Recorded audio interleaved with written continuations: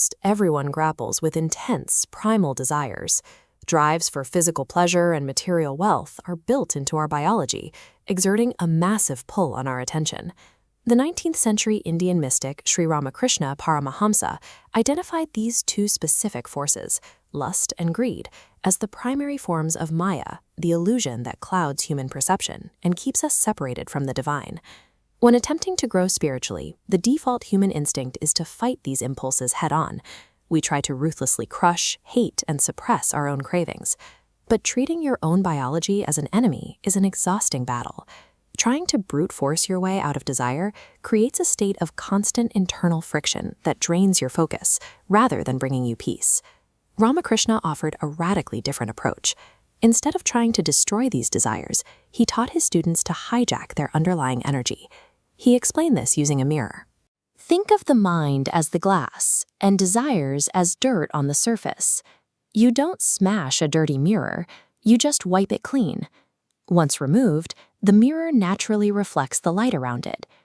Overcoming Maya is an act of psychological redirection. It's about cleaning the lens of your perception rather than dismantling your own mind. The strategy relies on taking the raw intensity originally felt for wealth or physical pleasure and steering it toward the divine. Success comes from pointing that existing momentum toward a higher aim. To deal with the stubborn, lingering habits of earthly desire, Ramakrishna used the parable of the pet dog.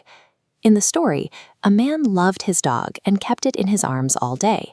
A wise man saw this and warned him that no matter how much he pampered it, the dog was still an animal that would constantly demand his attention. Ramakrishna explained that your desires are that dog.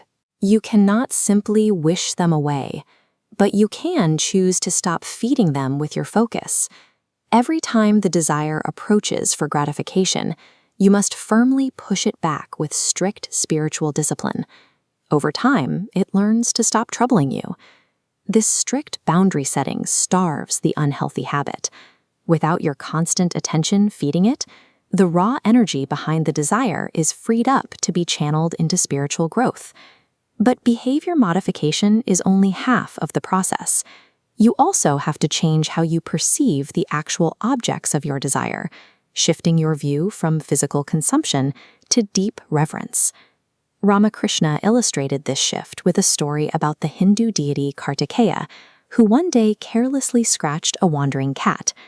Later, Kartikeya went to see his mother, the goddess Parvati.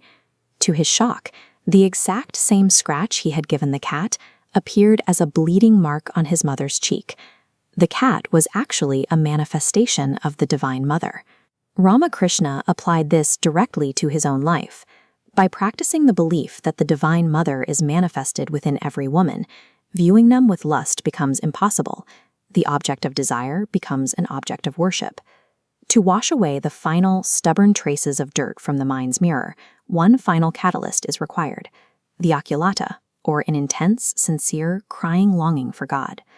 This practice requires a profound, visible outpouring of emotion.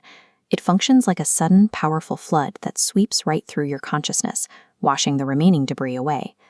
When you combine this intense emotional longing with a new perspective of reverence, you rewire your brain's reward system. The illusion of Maya breaks. Once the mind's mirror is clean, it doesn't automatically stay that way. It requires a daily maintenance protocol to prevent new layers of illusion from settling back onto the glass. Part of this maintenance is brahmacharya, the conscious conservation and control of sexual energy. Keeping this energy contained allows the intellect to remain clear and accurately reflect the divine. Along with internal discipline, there is an environmental requirement. You have to consciously choose who you spend your time with. Immersing yourself in satsang, surrounding yourself with people dedicated to the spiritual path, actively awakens your faith and provides communal strength. Looking back at the entire process, it becomes clear that the primal human energies of lust and greed are not inherently evil. They are simply immense sources of power that happen to be misdirected. The end result of this transformation is far from an empty or emotional state. Mastering Maya is effectively an act of psychological recycling. By harvesting the very impulses that once fueled illusion, a person creates the